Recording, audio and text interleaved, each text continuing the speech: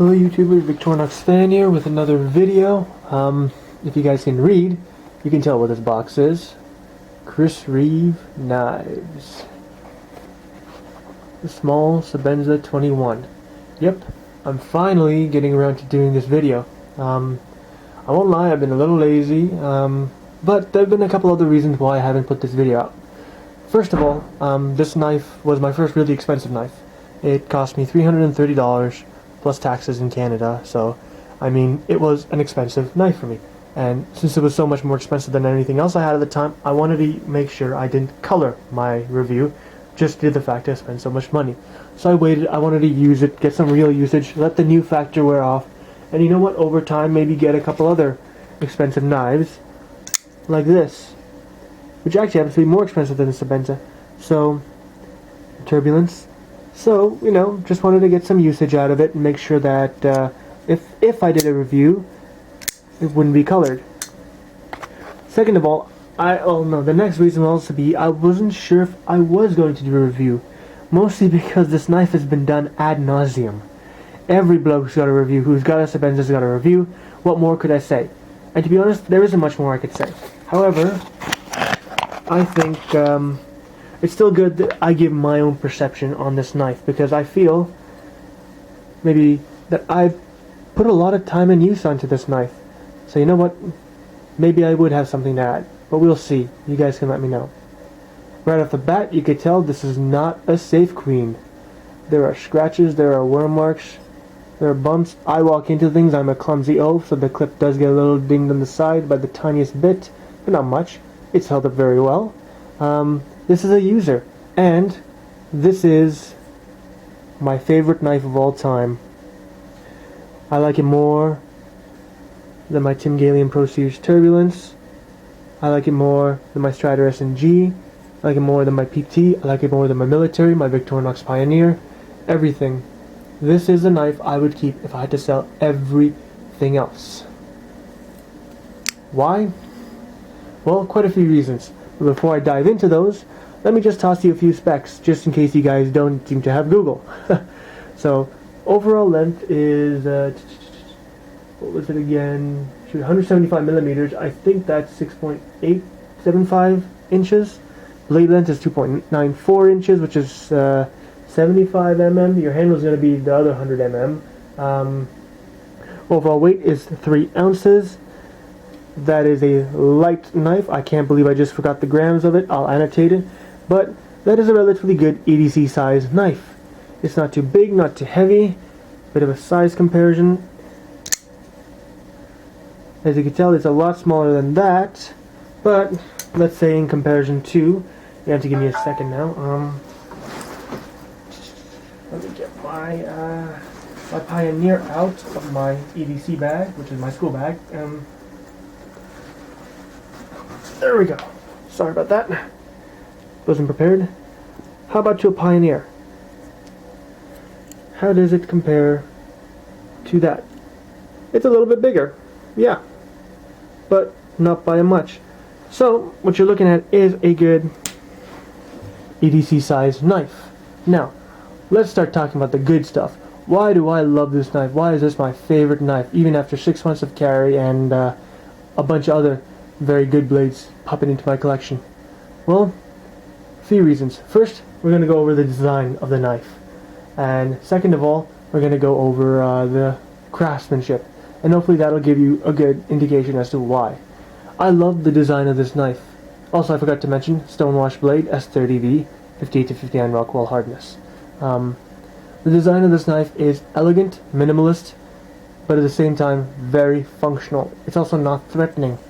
Unlike a lot of larger knives where I'll prefer an organic shape, like you've seen in the Turbulence, the Sebenza or a smaller knife, I'm more forgiving to a more straight handle design.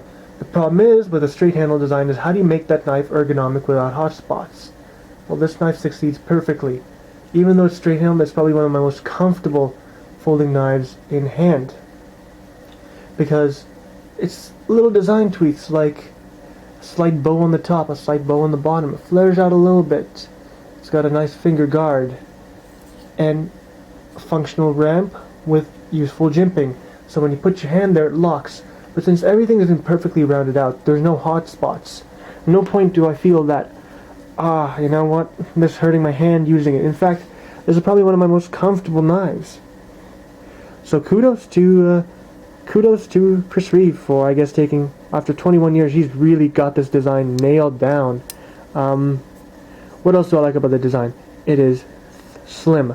Slim here and slim there. Keep in mind this is also an open construction, so with open construction it's easy to clean and disassemble, but if you just drop this in your pocket and you've got coins and all, it can ding up your edge. Just keep that in mind. But it is a slim knife, even in comparison to your Pioneer, which is already, Victorinoxes are pretty thin overall, especially the Alox models, so it still retains that feature. Even the overall knife thickness, very thin. And what does this mean? It means it carries very easily, and that perfectly ties in to that beautiful pocket clip. Single screw, lovely little precise laser jet, precise cutout. So even with one screw, zero play.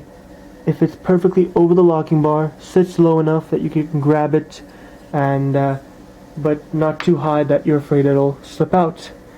So these little design tweaks really, even a little dip in the clip, these little design tweaks really just stand out and help make the knife very functional.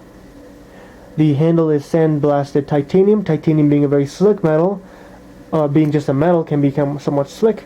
The sandblasting does add some texture to it, which is great considering you may be using this knife when a little wet. And as I mentioned, even though your hands are a little wet, the amazing ergonomics of this knife lock you in, and you don't feel that it's going to slip out of your hand. So kudos to the handle, perfectly designed, 6ALV4 titanium. Let's go to the blade before I talk about the lock.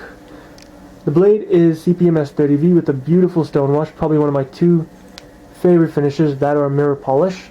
The stonewash finish hides scratches very well, and it is a very noticeable stonewash, so it's beautiful. CPMS 30V.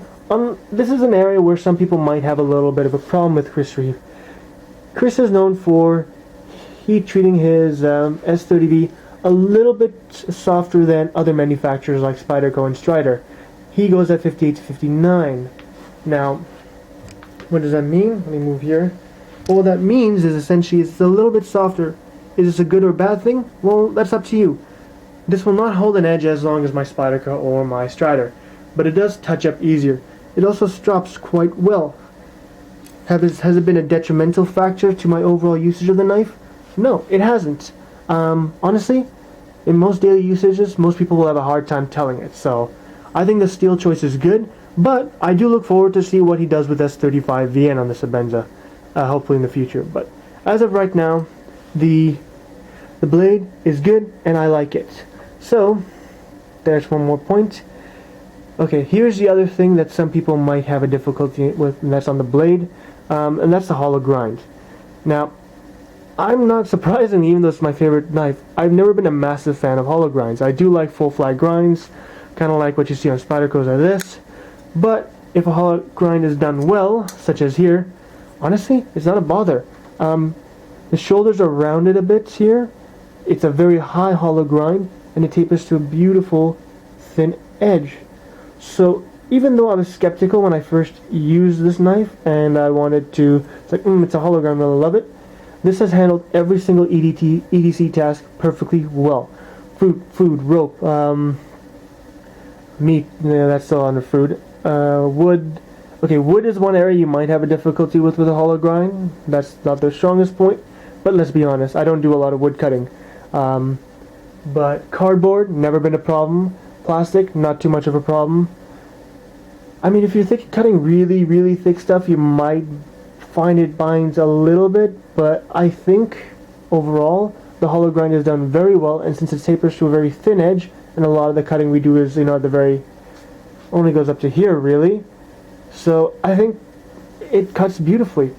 In fact, it cuts better than my SNG because you come to the thickness of the blade, which I'll talk about next. So why is the hollow grind great? Because they don't overdo the thickness of the blade and they start it up high. This is a 3 mil stock blade thickness. That's medium thickness. 4 mil is thick, and 5 mil, which you see on the SMF, is just really, really thick, and it begins to, make you question whether or not it should be on a folder that thick. The Sebenza has a nice medium-sized stock, and with the high hollow grind, it comes to a nice sharp edge. So I think they got the blade down, and at the same time, it's very aesthetically appealing. This draw point is functional. The tip is not too thin. In fact, I'm using the Turbulence for a lot of viewers. The Turbulence has a thinner tip because that goes for a needle tip. This, on the other hand, does not. Maybe you'll see it better this way. The Sebenza has a slightly thicker tip, but still needle pointy. So these little design features really stand out to me. Finally, let's talk about the lock bar in terms of features or design. Locks up deep, late, which is good, but has not traveled since, because apparently from what I hear, Sebenzas like to lock up deep, but they don't move a lot. Zero blade play. What else? It was never sticky. It always disengages well. Action is always smooth. You can flick it out.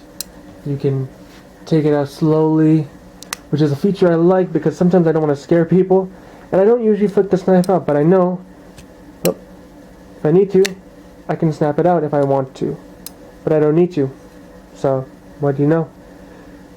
But yeah, I mean, he really is executed all these little details, not making the cutout too thick, the clip nicely positioned, the lanyard hole. Instead of just using a lanyard pin, the hole, he used a little pin here so it dangles straight. But I'm not a big fan of lanyards, so I don't have it. Blue anodizing.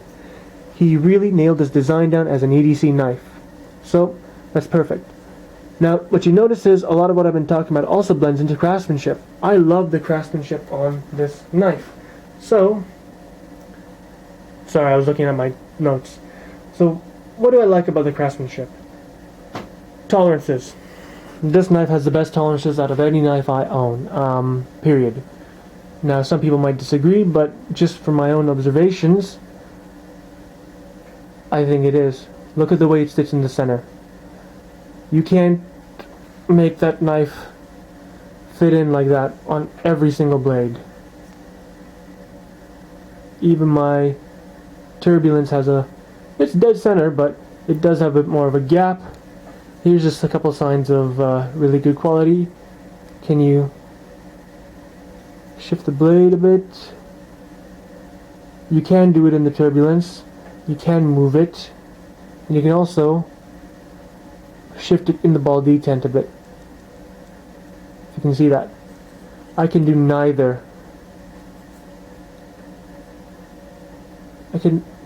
I can't really do that, and I can't do anything with the detent. The detent is perfect. For Canadian laws, it's great. It doesn't snap out, but you can shake it out. It's super strong, but it comes out nice and easy. So kudos to you for that. These tolerances are so tight, and Chris Reeve is so confident in them, he'll ship you the Allen key in the box. So he's the only knife manufacturer I know that's given you the Allen key or the tool and say, hey, go nuts on it, disassemble it. And this is the easiest knife I have to disassemble. I pop it open, lube it up, pop it back, close together. It's a walk in the park. And refined tolerances is the only way to do that. So I'm going to have to say fit and finish on the Sebenza in terms of sheer tolerances is fantastic. Now the last thing I want to talk about is packaging. I don't recall if I have talked about it, but let's do it anyway. So I'm a sucker for good packaging. Chris Reeve does a good job. He ships you in a good box with the sticker. He brags, well, not brags, but he shows the fact that he's known for his quality, manufacturing quality award. Ships with the Allen key, a nice blue microfiber cloth. Well, that's just my Peter R. scale. That didn't come with it, but the birthday card, which I think is a beautiful touch, and a couple of the papers. But he knows how to package his knife well. He knows to give you the entire package when you order. Oh shit. Again, this is a user, so I'm not freaking out because it fell on carpet. But I've even dropped it. quite a few times. So I hope this review is helpful for you. I know it's dragged on for a very long time, but I think I needed to do a longer review to do this knife justice, to explain why this is my favorite knife of all time. Hope you guys liked it. Please comment, subscribe, ask any questions, make any suggestions as usual. Peace out. Have a good one. Talk to you later.